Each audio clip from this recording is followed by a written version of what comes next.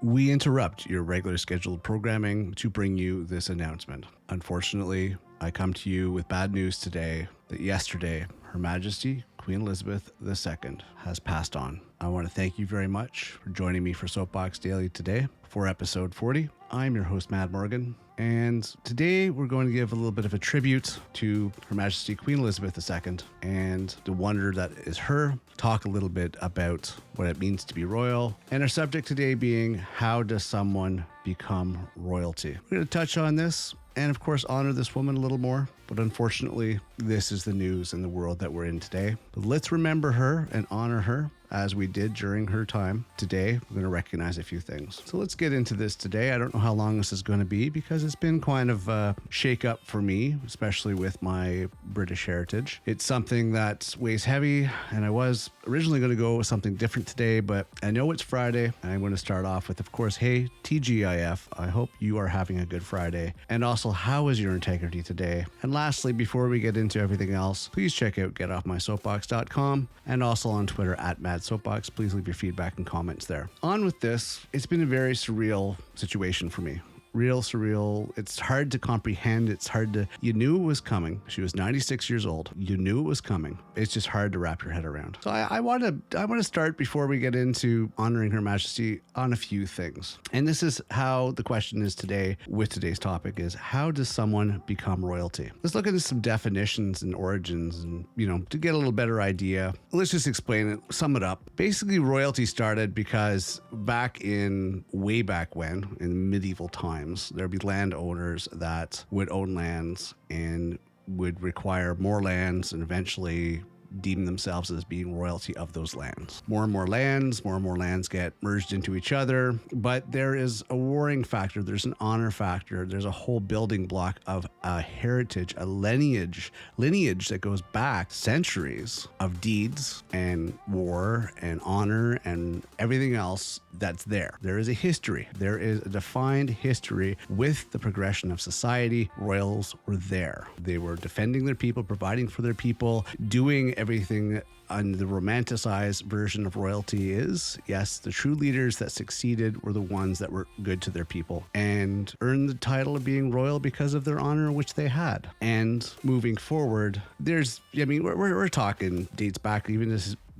There have been 61 monarchs. Let's just sum it up. There's been 61 monarchs of England and Britain spread over a period of approximately 1,200 years. And did they all get it right? No. Do they all do good? No. But there's still been enough of a building block and a family heritage and lineage and bloodline that's been there. Unlike today, there's a different story we'll get into in a second, but there's always been a history there. It's been established. It's there. It's not just overnight. Like today, you could pay money and you can earn a quote-unquote royal title. And the last recognized monarch for the majority of the world, monarchy of royalty, true royalty, was Queen Elizabeth. I'm sorry, all this BS that comes out of the Middle East, those are purchased titles. Those are purchased royalty. They're not earned royalty. They're made royalty. They're writing history books that don't exist, but is purchased. It's like me going on and buying a square foot of land in Scotland and being deemed a lord and earning a royal title. Same thing that these Middle Eastern so-called royalties did. I'm sorry, but just because you're a dictator and you're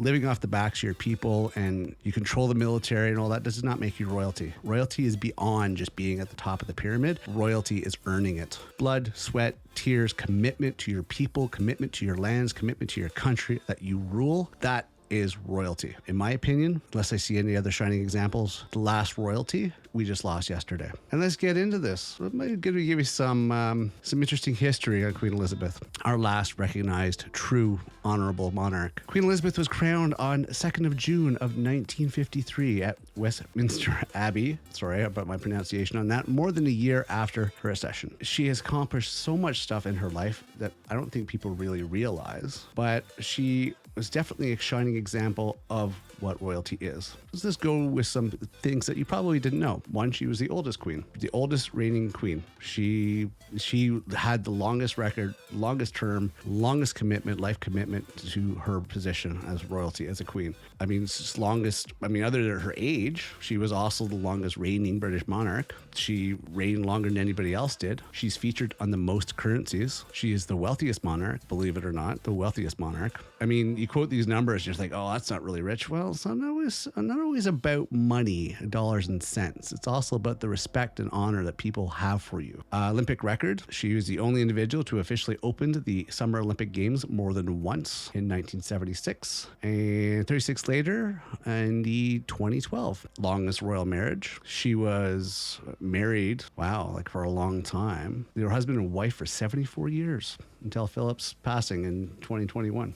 She's academic queen. She has 4 relevant academic degrees: Doctor of Civil Law, Doctor of Music, Doctor of Laws, and also Doctor of Laws from the University of London. It's Doctor of Laws at the University of Edinburgh and Doctor of Laws of the University of London. And I don't know if those are honorary, but I think she earned them knowing her character, knowing who she is. BAFTA Award, a BAFTA Award for her lifetime support of British film and television, and also an Equestrian Award because she loved animals. Her corgis, she loved those, and a life-saving award that she received when she was a teenager. Not only that, she also served in the military, actively served, not just for pictures, actively served, so she fought alongside her fellow countrymen. These are just a couple things I wanted to mention when it comes to her, other than the fact that she has earned international respect and represented her domain, the United Kingdom, so well through a whole bunch of drama, from everything from her family drama to everything that was going on in the world. She pulled through it all. She earns respect. Everything that she went through, she handled it with grace. She handled it with honor. She was the true definition of a royal, and in my opinion, the last royal that will ever be. I don't know how well next in line will be. I don't know how well Charles will do it, but in my opinion, I don't think there's any monarchy left. True definition of a monarchy, true definition of royalty. This is it.